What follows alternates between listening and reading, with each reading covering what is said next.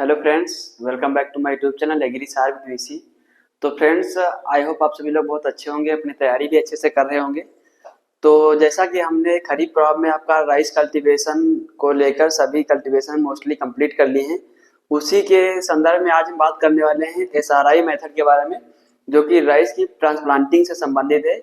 जहां से क्वेश्चन आपका कई बार जो है रिटन एग्जाम में या ऑब्जेक्टिव टाइप में यहाँ से क्वेश्चन पूछ ले जाते हैं। रिटन एग्जाम में 5 नंबर का एक क्वेश्चन आपके एग्जाम में जाता रहता है, तो इसके लिए कंटेंट लोगों को नहीं मिल पाता। तो आज हम इसके बारे में बहुत ही अच्छे से स्टार्टिंग से लास्ट तक पूरी डिटेल जानकारी लेंगे बहुत ही अच्छे से। इसके बाद हम डेपोक मेथड के बारे में पढ़ेंगे। तो बिना किसी देरी के आज का हम अपना लेक्चर स्टार्ट करते हैं। तो सबसे पहले हम यही जानेंगे कि एसआरआई होता क्या है, इसका फुल फॉर्म क्या होता है। तो इसका जो फुल फॉर्म होता है वो होता है सिस्टम ऑफ राइस इंटेंसिफिकेशन। देखिए, जब भी कोई आपको लॉन्ग क्वेश्चन या लॉन्ग क्वेश्चन का आंसर करना होता है, तो जो भी क्वेश्चन दिया रहता है उसके बारे में आपको हर एक चीज छोटी से लेकर बड़ी लिखनी चाहिए, ताकि आपका क्वेश्चन अच्छे से कंप्लीट हो जाए। तो सबसे पहले इसका फुल फॉर्म होता है सिस्टम ऑफ राइस इंटेंसिफिकेशन। यह एक धान की ट्रांसप्लांटिंग का ऐसा मेथड होता है जिसमें हमारा क्या होता है कि ज्यादा यील्ड मिलती है as compare to normal sowing या ट्रांसप्लांटिंग मेथड। इसमें वाटर की कम आवश्यकता होती है, यानी कि वाटर की सेविंग होती है, बचत होती है, और हमारा जो इन्वायरमेंट है वो भी सुरक्षित रहता है।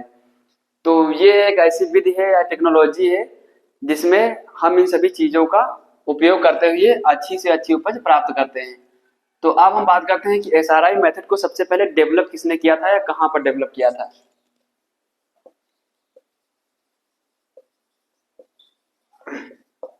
मैंने तो बोल दिया ट्रांसप्लांटिंग, लेकिन कई लोग हो सकता है ट्रांसप्लांटिंग ही ना जानते हो। तो ट्रांसप्लांटिंग क्या होता है, मेनली जब भी हम धान की बोई सोइंग करने के लिए जब उसकी नर्सरी तैयार करते हैं फील्ड में, उसके बाद नर्सरी को जब हम मेन फील्ड में ले जाते हैं लगाने के लिए, तो उसे ही हम ट्रांसप्लांटिंग कहते हैं। एक टर्म और आता है आपका ट्रांसप्लांटिंग सोक। तो मैं ऐसे ही बता दे रहा हूँ, आप लोग लिख लेना। ट्रांसप्लांटिंग सोक क्या होता है, जब भी हम किसी भी नर्सरी को मेन फील्ड में लगाने के लिए ले जाते हैं, यहाँ पर हम धान की केस में ही बात कर लेते हैं। तो जब धान की नर्सरी को नर्सरी फील्ड से मेन फील्ड में लगाने के लिए ले जाते हैं, तो लगभग वह 5 से 6 दिन तक अच्छे से वहां पर ग्रो नहीं कर पाती है, अपनी रूट डेवलपमेंट नहीं कर पाती है। मतलब 5 से 6 दिन या एक हफ्ता उसको रूट डेवलपमेंट करने में लग जाता है। तो पौधा हल्का बिल्डिंग शो करने लगता है, अच्छे प्रकार से ग्रो नहीं करता है। तो उस ड्यूरेशन को, जो 5 से 6 दिन की ड्यूरेशन होती है, उसको कहते हैं ट्रांसप्लांटिंग शॉक। तो इसको भी आप लोग नोट डाउन कर लेना, कई बार पूछ लिया जाता है। अब हम बात करते हैं एसआरआई मेथड का, जो इसकी डेवलप किसने किया था। तो इसको डेवलप किया गया था, एक साइंटिस्ट थे आपके, developed by Henry D Lovelany. Henry D Lovelany नामक साइंटिस्ट थे जिन्होंने 1980 में इसको डिस्कवर किया था। अगर पूछ लिया जाए कहां पर डिस्कवर किया था, तो मेडागास्कर। और मेडागास्कर आपका कहां पड़ता है, ये पड़ता है आपका अफ्रीका में। तो हेनरी डी लवलेनी द्वारा 1980 में मेडागास्कर अफ्रीका में इसको डेवलप किया गया था सर्वप्रथम।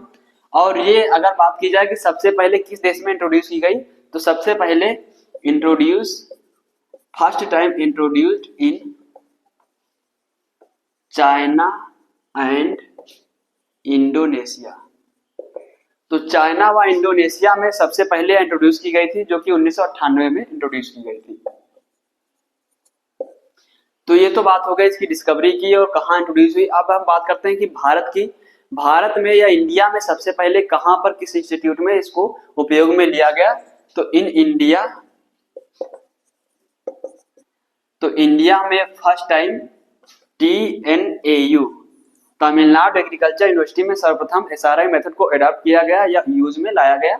तो ये भी आपके एग्जाम में कई बार क्वेश्चन पूछ लिया जाता है, तो ये सभी चीजें आप अच्छे से नोट कर लेना।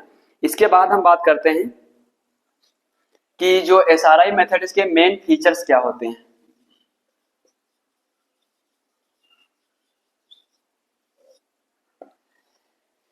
तो एसआरआई में जैसे कि हमने पहले ही आपको बता दिया कि एक मेथड या विधि, टेक्नोलॉजी कुछ भी कह सकते हैं, जिसमें हम क्या करते हैं कि राइस की ट्रांसप्लांटिंग करते हैं।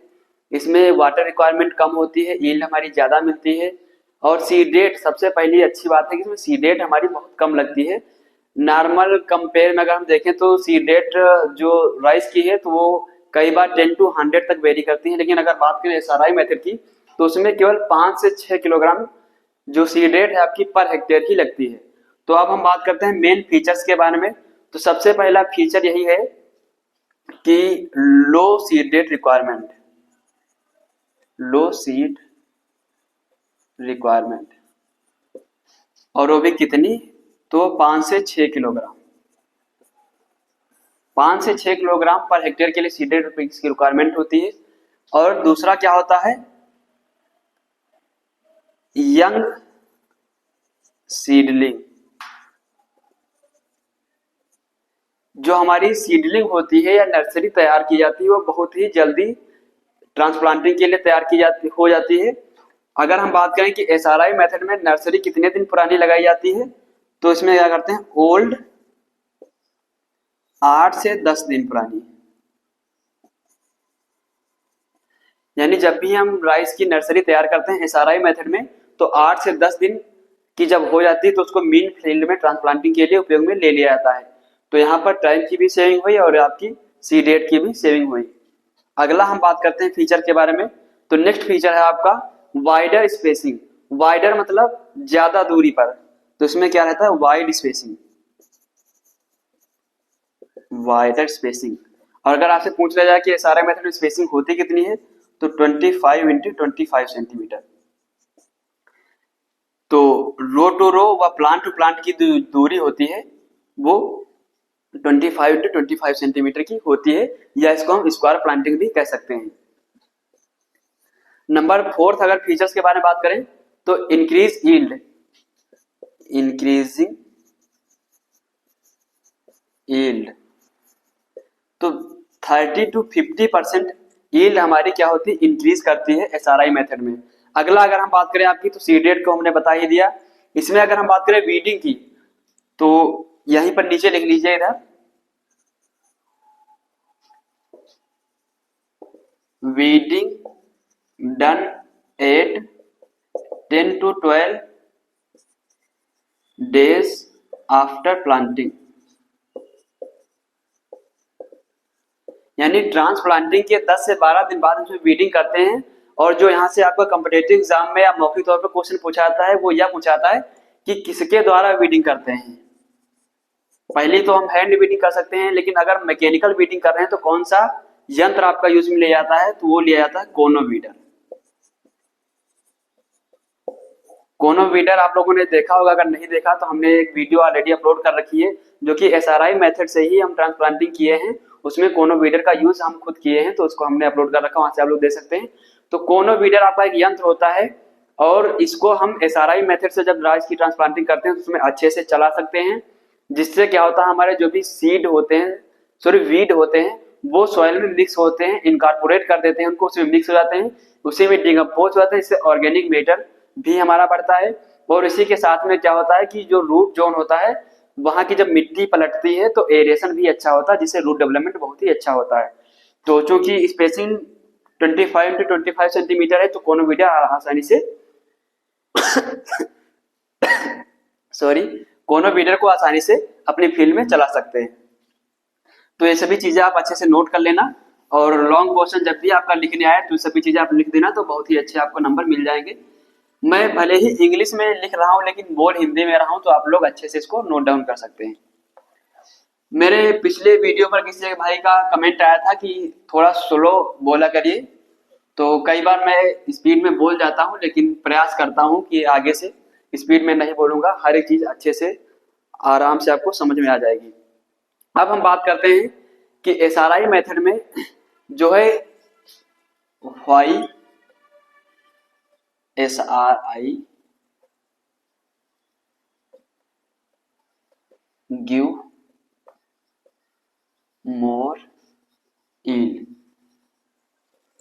मान लीजिए अगर आपसे क्वेश्चन पूछ लिया जाए कि एसआरआई मेथड में यील्ड ज्यादा क्यों होती है, इसके आप हमें रीजन दीजिए, तो वो भी चीजें हम आपको यहाँ पर बताएंगे। तो पहला रीजन आपका यही हो जाएगा कि प्रोड्यूस हाई टिलर, या लिख लीजिए हाई टिलरिंग कैपेसिटी।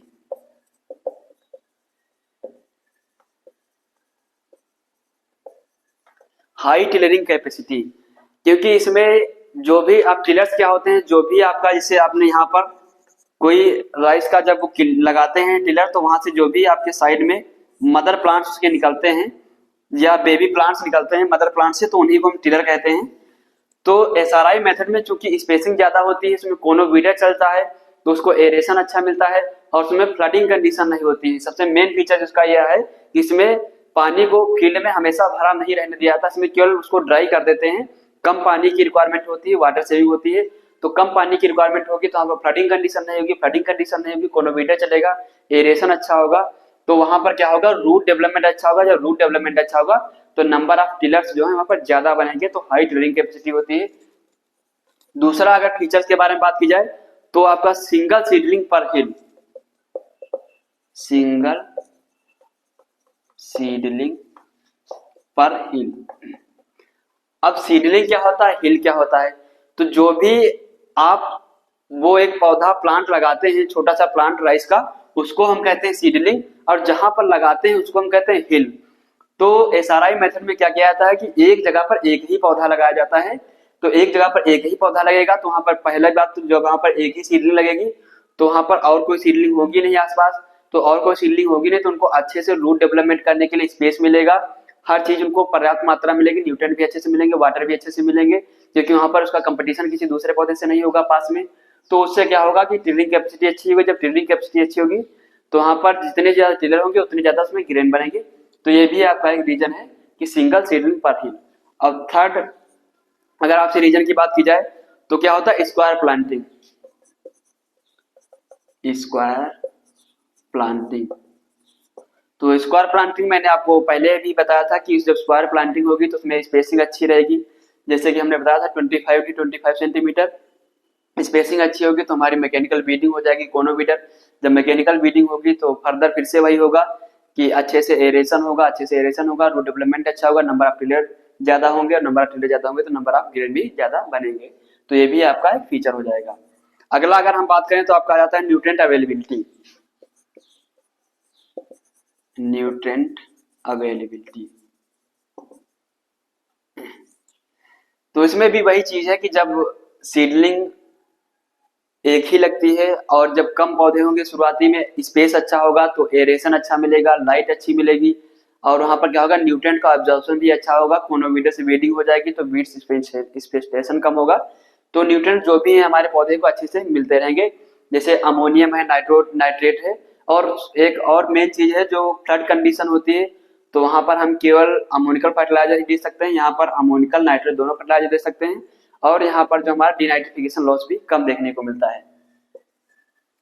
अगला अगर हम बात करें आपका, तो ये इतने इंपॉर्टेंट थे, हमने सभी आपको बता दिया। अब हम बात करते हैं कि इसकी कुछ ऐसी हानियां हैं कि लोग फार्मर से क्यों नहीं अपनाते हैं, तो उसके बारे में लिख लीजिए, constants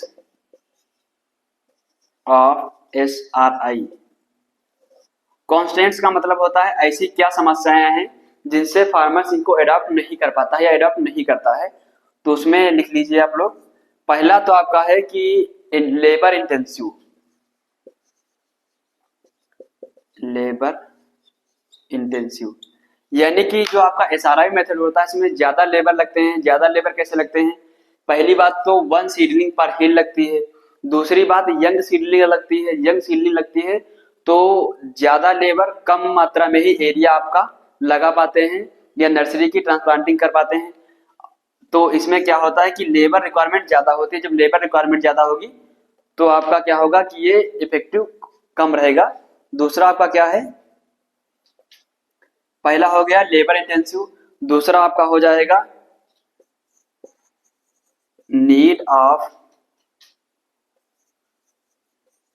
better irrigation and drainage facility.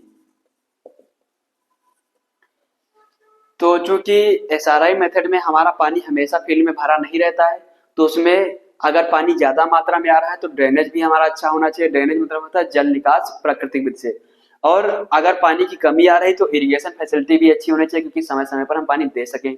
तो ये इन चीजों का अभाव रहता है मेनली कई कई जगहों पर, तो इसलिए भी फार्मर्स को अडॉप्ट नहीं कर पाते हैं, और लेबर इंटेंसिव होता है इसलिए भी इसको अडॉप्ट नहीं कर पाते हैं।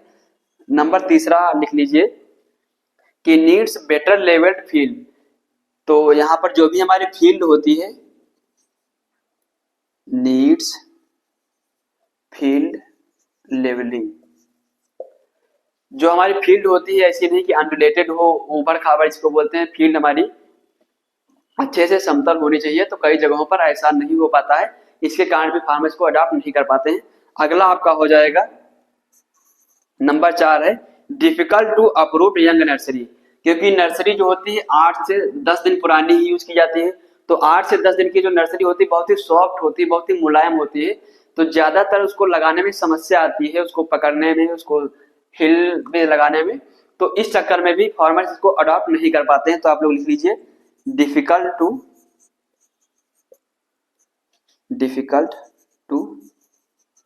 ट्रांसप्लांटिंग। तो आई होप ये सभी चीजें आपको अच्छे से समझ में आ गई होंगी। एक चीज जो मेन आपकी रह गई है कि अगर 1 हेक्टेयर फील्ड की हमें ट्रांसप्लांटिंग करनी है तो कितना नर्सरी एरिया चाहिए होगा एसआरआई मेथड में। तो अगर 100 मीटर, इसको आप लोग लिख लेना, ये भी इंपॉर्टेंट है।